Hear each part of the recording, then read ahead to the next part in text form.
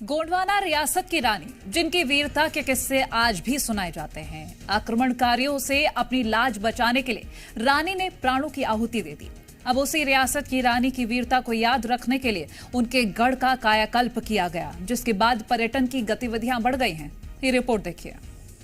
राजा हतो सो कच्ची उम्र में गयो तो स्वर्ग सिधार, रानी पति की याद में जीवन रही गुजार। एक अनाम रानी जिसकी कहानी लोगों को जुबानी याद है, कभी किंवदंतियां तो कभी कविता के माध्यम से रानी के बलिदान की गाथा पूरे इलाके में गाकर सुनाई जाती है। छोड़ गढ़ी को भाग चली वो अपनी जान बचाए। मान है गदाधारी, करते गढ़ी के रखवारी, हनुमान है गदाधारी। हम बात कर रहे हैं उमरिया जिले के सिंहपुर गांव में स्थित रानी की गढ़ी की, जिसका हाल ही में भारतीय पुरातत्व सर्वेक्षण विभाग ने जीर्णोद्धार कराया है। इतिहास के मुताबिक 15वीं और 16वीं शताब्दी में जब गोंडवाना रियासत अपने चरम पर थी, तब यहाँ राजा की असमय मृत्यु के बाद रानी ने राजपाट संभाला और दुश्मन आक्रांताओं से अपनी जान और लाज बचाने के लिए प्राणों की आहुति दे दी। लड़ाई के समय यहाँ से रानी भागी और वहाँ से भाग कर के जब पीछा किए तो जाके रानी दादर खोल में एक रानी कुंड है, वहाँ जाकर के उन्होंने अपना प्राण त्यागा है। रानी की गढ़ी और उसके रोचक इतिहास से जुड़ी खास बात यह है कि तत्कालीन राजा और रानी का नाम अब लोगों को याद नहीं है, लेकिन उनके किस्से कहानी लोगों को जुबानी याद है। यहाँ तक कि स्थानीय आदिवासी समुदाय के लोग कविता के माध्यम से रानी के गौरवशाली इतिहास का बखान करते हैं।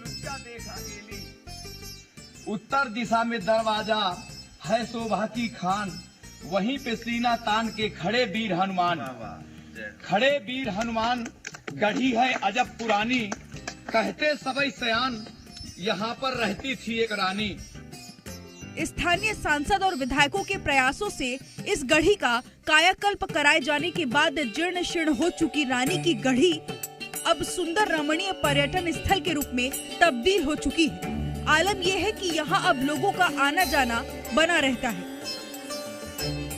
एक बीहर है जो गढ़ी का अंग है, एक वो झंडी में स्थान बना हुआ है, वह ये इसी गढ़ी का राजाओं का अंग है।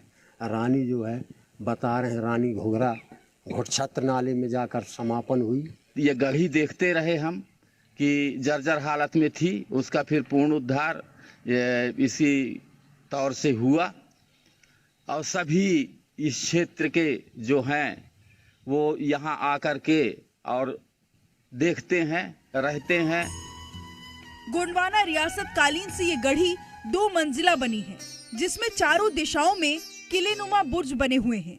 गढ़ी का निर्माण तत्कालीन समय की उत्कृष्ट स्थापत्य कला को प्रदर्शित करता है। खास बात यह है कि गढ़ी के प्रवेश द्वार में 12वीं-13वीं शताब्दी में निर्मित भगवान हनुमान जी की विशाल प्रतिमा है, जिसे अब मंदिर का रूप दिया गया है। उमरिया जिला प्रशासन और स्थानीय विधायक भी ऐसे बिखरे पड़े ऐसे ऐतिहासिक स्थलों को सजाने संवारने की बात कर रहे हैं। जो सिंहपुर गढ़ी है, ये जो यहाँ के मूल राजा थे उनसे संबंधित एक महत्वपूर्ण स्थल है और इनके महत्व और इनके प्रबंधन की स्थिति को देखते हुए अलग अलग विभाग इनका संरक्षण और देखरेख करते हैं। और ऐसे जितने भी महत्वपूर्ण स्थल हैं उन सभी स्थलों का निश्चित रूप से सौंदर्यीकरण जरूरत है। आदिवासी बाहुल्य उमरिया जिले का अधिकांश हिस्सा गोंडवाना रियासत के अधीन रहा है।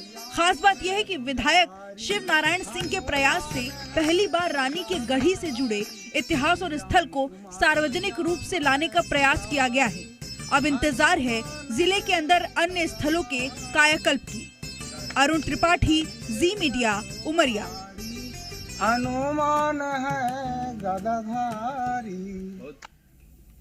और INDIA गठबंधन को आज एक और करारा झटका लगा है। टीएमसी ने पश्चिम बंगाल की सभी सीटों पर लोकसभा चुनाव के लिए अपने प्रत्याशियों का ऐलान कर दिया है। टीएमसी ने पश्चिम बंगाल में लोकसभा की सभी 42 सीटों पर अकेले चुनाव लड़ने का ऐलान करते हुए अपने उम्मीदवारों का ऐलान किया है।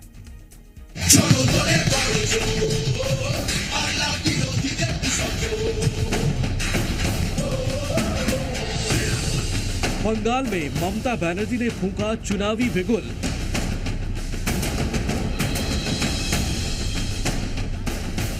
दीदी का ऐलान, इंडिया से अलग संग्राम। तृणमूल कांग्रेस जिंदाबाद, तृणमूल कांग्रेस। 2024 के दंगल से ठीक पहले ममता बनर्जी ने विपक्षी गठबंधन से अलग होकर पश्चिम बंगाल में अपने सभी 42 उम्मीदवारों का ऐलान कर दिया है। इनमें जाने माने फिल्मी कलाकार से लेकर क्रिकेटर यूसुफ पठान तक शामिल हैं।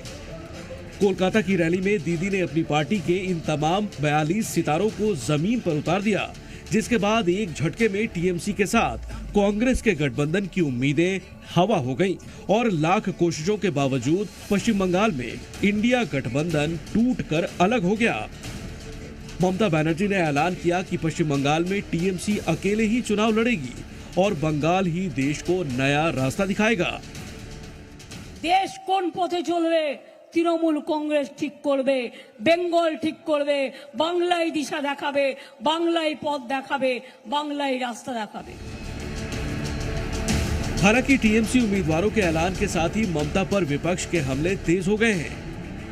दरअसल कभी राम नाम का नारा लगाने वालों पर तमतमाने वाली और प्राण प्रतिष्ठा कार्यक्रम को नौटंकी कहने वाली ममता बनर्जी ने बंगाल में रामनवमी पर छुट्टी का ऐलान कर दिया है, जिसके बहाने बीजेपी ममता बनर्जी पर लोकसभा चुनाव को लेकर हिंदू वोटों की तुष्टीकरण के आरोप लगा रही है। उनको इनवाइट किया गया था राम जन्मभूमि के उद्घाटन में, गए नहीं, पूरा हिंदू खपा हो गए। आप सोच रहे मैनेज करने के लिए, पहले तो बोलते थे कि जय श्री राम गाली है, ममता बनर्जी बोल चुकी है कि जय श्री राम गाली है, अब राम नाम के शरण ले रहे, लेकिन बहुत लेट हो गया। वहीं दीदी ने एक बार फिर अपना वोट बैंक साधते हुए बीजेपी पर मुस्लिमों को आतंकवादी और सिखों को खालिस्तानी बताने का आरोप लगाया। पंजाबी को खालिस्तान नाम पे पुकारता है और मुस्लिम को पाकिस्तानी नाम से पुकारता है और दलितों को ऊपर अत्याचार करते हैं।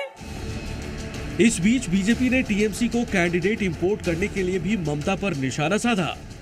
बीजेपी नेता अमित मालवीय ने ट्वीट कर कहा कि टीएमसी को बंगाल में उम्मीदवार भी नहीं मिले। इन उम्मीदवारों में कई तो बाहरी हैं और कई बीजेपी से जाकर टीएमसी में शामिल हुए हैं। अमित मालवीय ने अपने ट्वीट में शत्रुघ्न सिन्हा से लेकर कीर्ति आजाद, विश्वजीत दास और विप्लव मित्रा समेत टीएमसी के ऐसे 7 उम्मीदवारों के नाम भी सामने रखे। यही नहीं, बीजेपी ने पूर्व क्रिकेटर यूसुफ पठान के बहाने ये भी आरोप लगा दिया कि दीदी को बंगाली मुस्लिमों पर भरोसा नहीं है। टीएमसी ने यूसुफ पठान को बहरामपुर से टिकट दिया है, जो अधीर रंजन चौधरी के खिलाफ चुनावी मैदान में होंगे, जिसके बाद अधीर रंजन चौधरी ने ममता की सोच में कायरता और चालाकी बताते हुए गठबंधन टूटने का दर्द तंज कसकर बयां किया। तो वहीं जयराम रमेश ने टीएमसी के अलग होने पर दुख जताया। ममता बनर्जी की डर है कि इंडिया गठबंधन में अगर शामिल होंगे तो मोदी जी से चुनौती लड़ना पड़ेगी, इसलिए कि ईडी सीबीआई को मोदी जी द्वार द्वार भेज देंगे। मैं नहीं जानता हूं उन पर क्या दबाव आए हैं, मैं नहीं जानता हूं, पर मैं ये बात कहूंगा कि हमारी कांग्रेस पार्टी ने हमेशा कहा है कि हम चाहते हैं कि टीएमसी के साथ सीट शेयरिंग हो, बातचीत हो, अगर हम एक साथ लड़ते तो अच्छा होता। हालांकि टीएमसी ने विवादों में चल रहे संदेश खाली के बशीर घाट से सांसद रही नुसरत जहां और मिमी चक्रवर्ती को प्रत्याशी नहीं बनाया है, मगर दीदी के नए धुरंधर पूरे जोश में लग रहे हैं। चुनौती तो हर रोज जिंदगी में होती है, चाहे राजनीति में हो या आम जीवन के अंदर, और धन्यवाद करता हूं कि दीदी ने मुझ पर विश्वास किया है।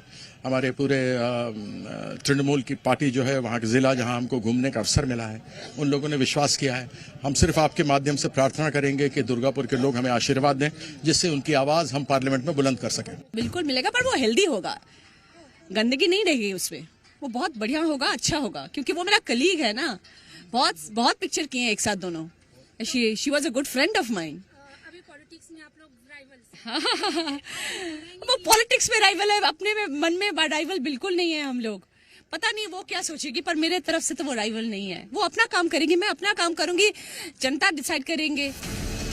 जाहिर है बंगाल की 42 सीटें 2024 के लोकसभा चुनाव में बड़ा असर दिखाएंगी। ऐसे में टीएमसी ने महागठबंधन से अलग होकर एकला चलो के मंत्र के साथ चुनावी मैदान में उतरने का फैसला किया है। तो देखना होगा कि दीदी का ये दांव कितना फायदेमंद साबित होता है। ब्यूरो रिपोर्ट, जी मीडिया।